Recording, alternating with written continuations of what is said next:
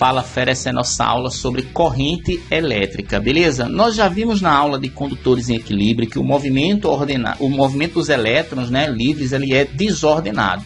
Mas quando a gente gera um campo elétrico, como nessa imagem, ele ordena o movimento desses elétrons.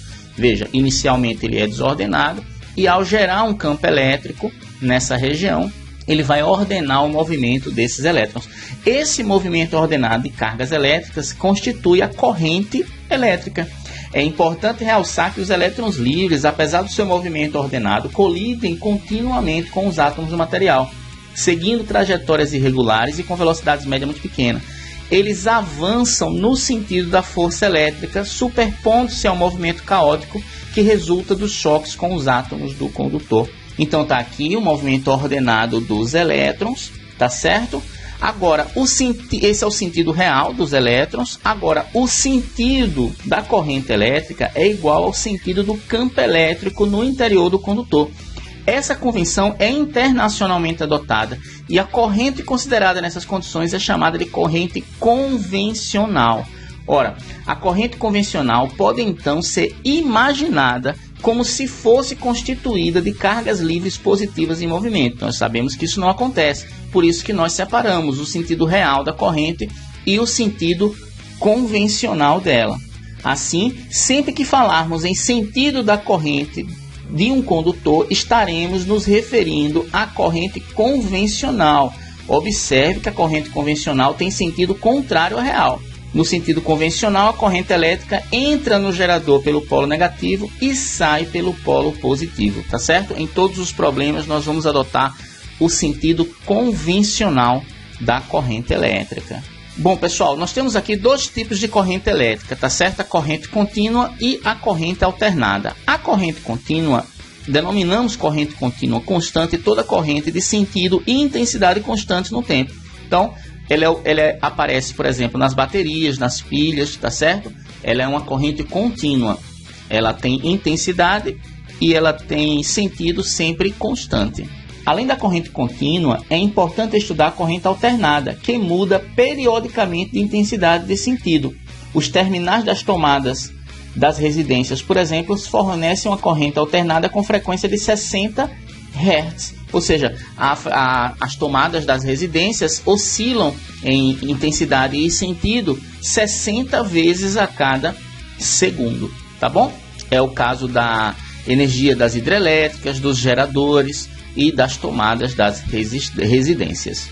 Pessoal, a intensidade da corrente elétrica pode ser medida dividindo a quantidade de carga, né, que passa por essa seção transversal pelo intervalo de tempo que ela gasta para fazer essa travessia. Essa é a intensidade média da corrente elétrica nesse condutor, tá certo? Lembrando que nós já vimos na aula de introdução à eletrostática que a quantidade de carga, essa quantidade de carga é o número de elétrons em deslocamento vezes a carga elementar, que vale 1,6 vezes 10 elevado a menos 19. A unidade de corrente elétrica, né, da intensidade da corrente elétrica é o ampere, representado pela letra A maiúscula, que é uma homenagem a André-Marie Ampère. Beleza? Então essa é a unidade de corrente elétrica que nós temos. Vamos fazer um problema. Um fio metálico é percorrido por uma corrente elétrica contínua e constante. Sabe-se que a carga elétrica de 32 coulombs atravessa uma seção transversal do fio em 4 segundos. A carga elementar é 1,6 vezes 10 a menos 19 coulombs. Então determine primeiro a intensidade da corrente elétrica. Veja só, a corrente elétrica eu vou dividir a quantidade de carga pelo intervalo de tempo gasto, certo? São 32 coulombs a quantidade de carga em 4 segundos. Então eu tenho uma corrente elétrica de 8 amperes. Ok? Já o número de elétrons, a quantidade de carga é o número vezes a carga elementar.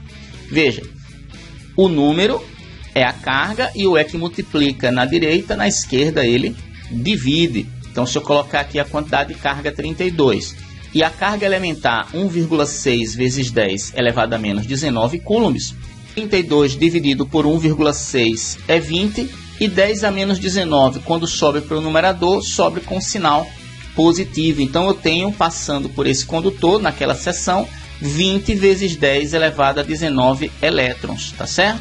Bom, pessoal, se a corrente elétrica ela for variável, ó, se a corrente elétrica estiver variando com o tempo, a quantidade de carga ela é dada pela área. Se eu quiser a quantidade de carga que atravessa uma seção transversal por essa corrente que está mudando, é só calcular essa área. Geralmente nós temos retângulos, triângulos e trapézios como figuras geométricas, tá certo? Vamos fazer um exemplo. O gráfico representa a intensidade de corrente que percorre um condutor em função do tempo. Determine a carga elétrica que atravessa uma seção transversal entre os instantes 1 e 3 segundos. Tá aqui o gráfico, beleza? Eu quero a quantidade de carga, essa quantidade de carga entre 1 e 3, veja, ele não quer o gráfico todo, ele só quer entre 1 e 3 segundos, então entre 1 e 3 eu tenho um triângulo. A quantidade de carga é a área de um triângulo é base vezes altura sobre 2, a base é 2, de 1 até 3 eu tenho uma base 2, a altura é 2 também, dividido por 2, então 2 vezes 2, 4, dividido por 2, 2. A quantidade de carga que atravessa a seção do condutor nesse intervalo de 1 a 3 segundos é uma quantidade de carga de 2 coulombs, beleza? Bom, pessoal, foi nossa aula sobre corrente elétrica. Assista o restante da playlist dessa parte inicial da eletrodinâmica, como nós estamos indicando aqui nessa setinha. Gostou, curte, se inscreve no canal e compartilha com todo mundo, ok? Aquele abraço.